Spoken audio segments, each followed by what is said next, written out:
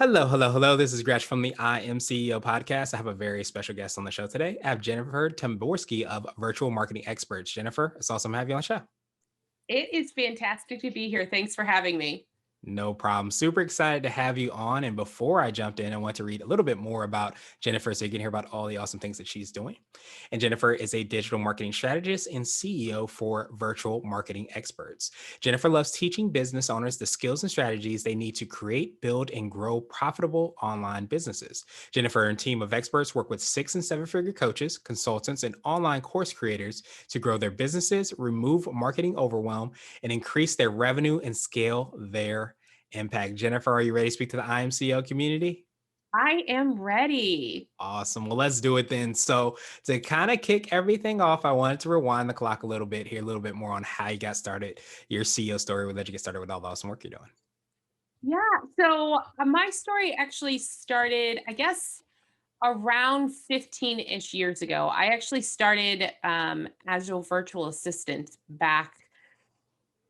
way back then. Seems like a lifetime ago.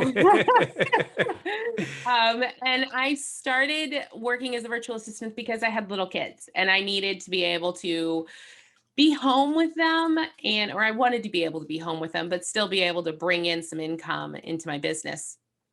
And then as my business grew, I tended to work more with marketers online.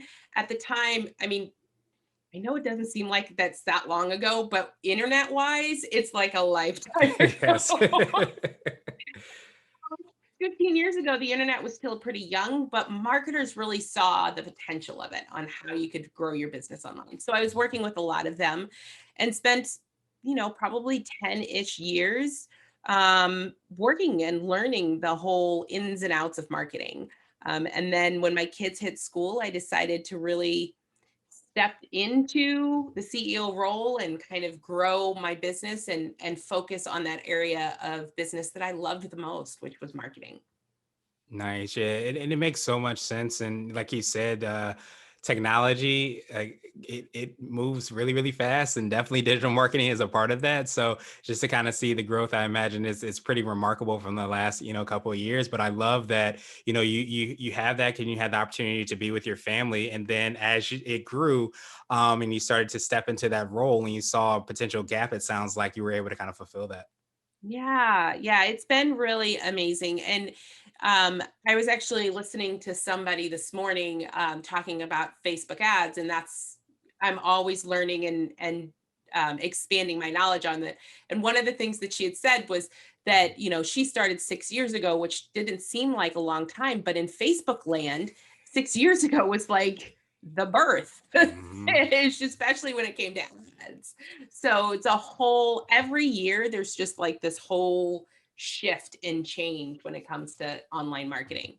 Yeah, and exactly because it's almost like even within the different platforms that you have, Facebook, Instagram, so on and so forth, you have within each of them their own kind of mutations into more and more and more. And it's crazy to think about like what Facebook was without ads, without groups, without pages, and all of those things, and what it is now. It's kind of remarkable, and you have to kind of continue to listen to things and sharpen the saw. It sounds like to really make sure you're ahead of the You curve. are constantly learning. If you're focusing on Facebook ads, whether you're doing it for yourself or whether you're a business owner a marketer, a digital marketer, there is always updates. The algorithm changes. Mhm. Currently, we have the new iOS update that has changed everything in the back end of Facebook and caused all kinds of shifts. So yeah, it's an ongoing evolution, but it's a lot of fun. Yeah, absolutely. So I love that you help people, navigate that. And the S word you said shifts. I'm sure a lot of people are thinking of another S word when they're thinking about all the changes and how to keep up with it. So I Absolutely. love that you're able to help people to navigate that. So I know that touches on a lot of how you serve your clients. Could you take us through a little bit more on how that process works and what exactly you provide to help support them?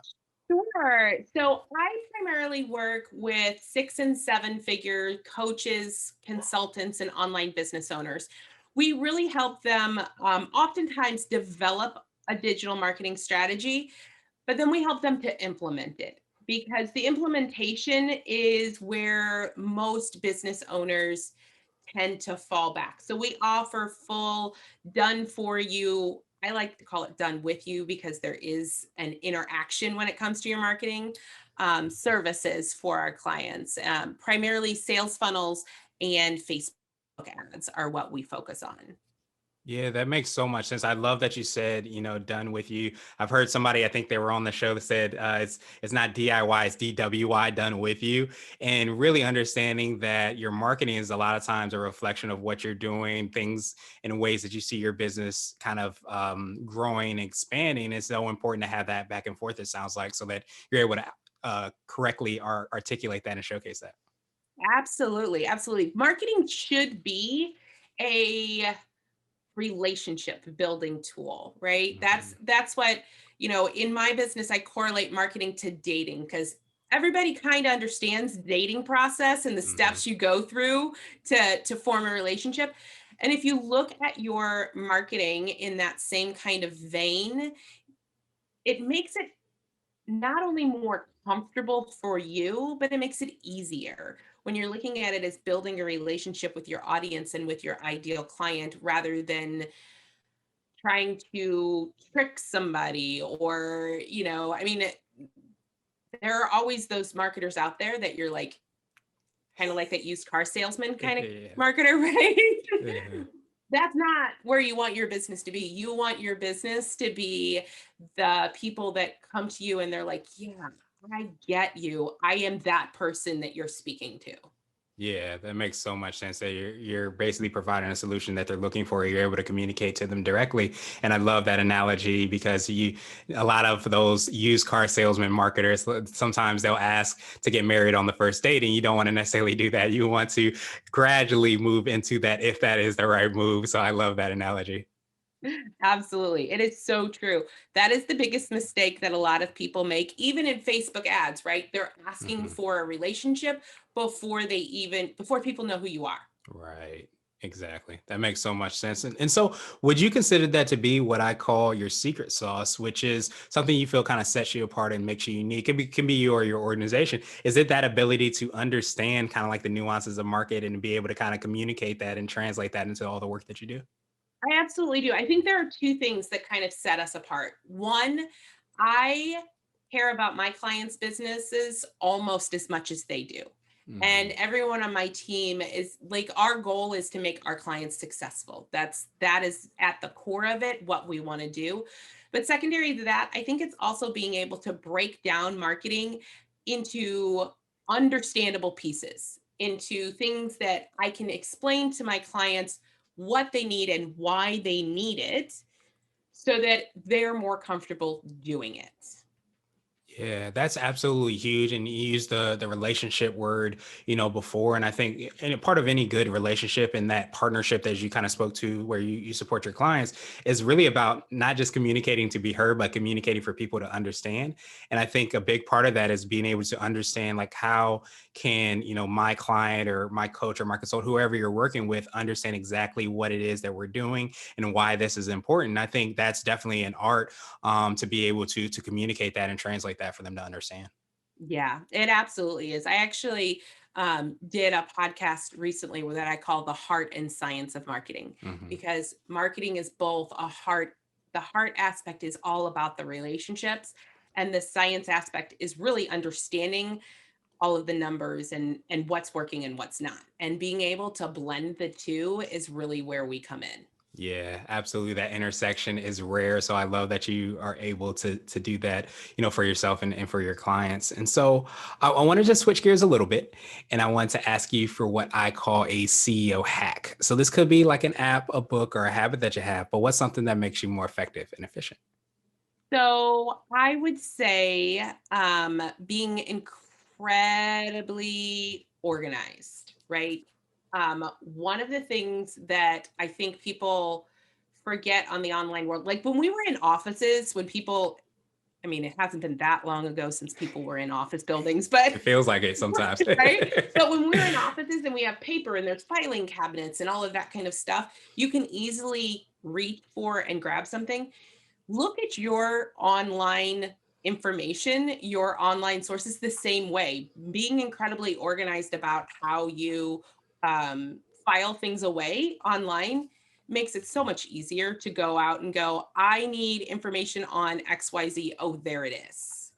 Yeah, that's absolutely huge. And I love again how you compared that to, what it was like in the office. Cause I think so many times, and I'm sure you hear this with marketing as well too, people don't look at it as a relationship. They look at it as a way to blast their information and they forget that relationship piece. But it's just different. It's the same way as dating or you talking to somebody. You want to be able to build and cultivate that in the same way with your organization. If you don't want to have your file cabinet and files literally everywhere, you would keep it organized. So your digital office space, so to speak, should be organized in exactly the same way. Especially if you have more than one person on the team, right? Mm. Like if you have a team member, whether that's a virtual assistant or an accountant or whatever, if you have one team member, they need to be able to access those files and they're not going to be able to read your mind. Yes, no matter how hard we wish and try, that is not that's not where we are yet, I'll say. Exactly. So I wanted to ask you now for what I call a CEO nugget. So this could be a word of wisdom or piece of advice. It might be something you touched on or related to marketing, or it might be something if you were to hop into a time machine, you would tell your younger business self.